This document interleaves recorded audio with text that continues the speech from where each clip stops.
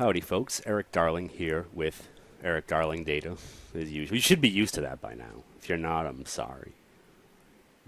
Just have trouble accepting change in your life. Change and then stability, I guess. Anyway, I'm recording this video because I got asked a not good but a great question not too long ago on Twitter by Bradley Jamrozik or Rozik or Rozik, or I don't know how to pronounce that, Bradley. I apologize. You can correct me somewhere. I hear that correcting people on the internet is sometimes sometimes happens. It's a bit of a national pastime at this point. Anyway, the question was, when you're dealing with a parameter sniffing situation, in a situation where SQL Server comes up with 2 or even more different execution plans based on which parameter it was compiled with the first time around, why not always just optimize for a big value? Why not just always optimize for a big, crazy value so that you always get a big, powerful plan, probably parallel, probably ask for a decent chunk of memory, all that other stuff? Well, there are, I think, for me, some pretty fair reasons not to always do that. And those fair reasons come down to, of course, resources. Now, if I look at the hardware that I have in my laptop, I have a processor in there with 4 cores that are hyper-threaded. Unfortunately, I apologize to everyone out there who hates hyper-threading. And I also have 64 gigs of memory in my laptop, of which about 50 is dedicated to SQL Server. When I run these 2 queries, I can see how many worker threads I have available for SQL Server, which is 576. And I can see how much memory I have available to give out to queries.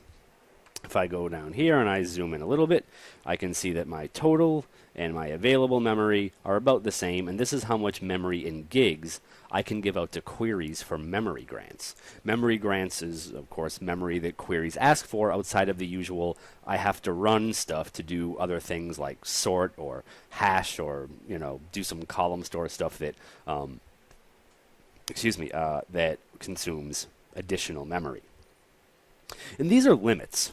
When you start up SQL Server, depending on how many cores you have assigned to your server, and depending on how much memory you have in your server, and your max server memory, the SQL Server sets limits for how much it'll allow itself to give out for different things. And whenever a query runs, it has to take a little piece from those things. The more pieces that these queries are asking for, the fewer queries in total you can have running. For example, with a serial query, and with 576 worker threads, I can run 576 copies of that query. If I have a query that goes parallel, and it reserves more worker threads, well, whatever DOP is going to tell SQL Server how many parallel threads it can use in a branch, and if if I have multiple concurrent branches, SQL Server, like just for example, on my laptop, I have max DOP set to 4. So if I have 2 concurrent branches, that's 8 threads, and if I have 3 concurrent branches, that's 12 threads. So the more parallel queries, the more parallel branches in those queries, the more threads they can just reserve and run with. Ditto memory.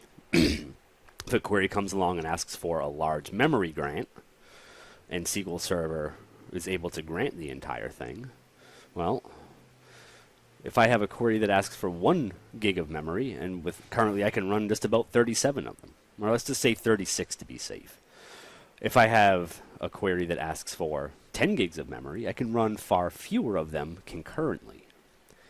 So if we go over to this tab and we look at a store procedure where I've recompiled before executing for 2 different parameters, 9 and 0, I get 2 different execution plans.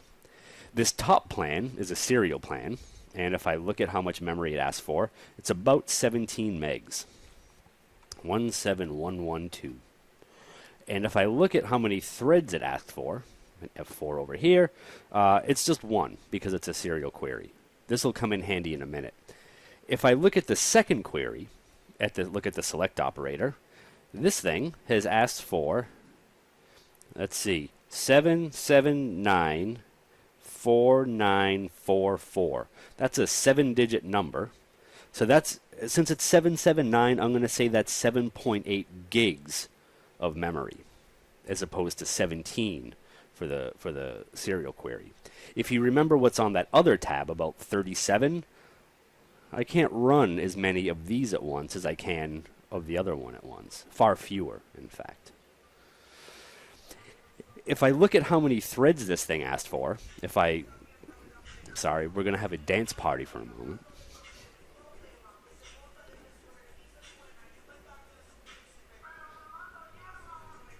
Oh, all right.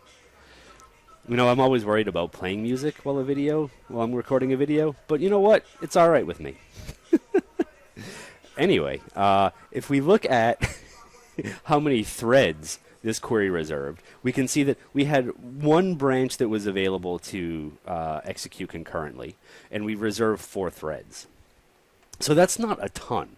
Granted, there are queries where you can have a lot more than this going on, but for this query, in 4 threads, we can run far fewer of these copies concurrently than we can of the single-threaded version.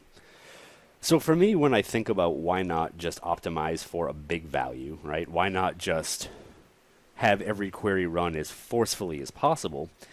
It's a concurrency thing. And I know that when a lot of people think about concurrency, they think of locking and blocking and deadlocks and other things that kind of hold other queries up. But concurrency goes beyond that. Concurrency also goes into, you know, from a resource perspective, right? So like not a logical resource like a lock, but a physical resource like how many threads you have or how much memory you have to give out to queries. These are hard limits. The more queries you have that take up more of those resources, the fewer of those queries you can run. On a larger server, like on a big server, that might shut up Windows. That might make less of a difference.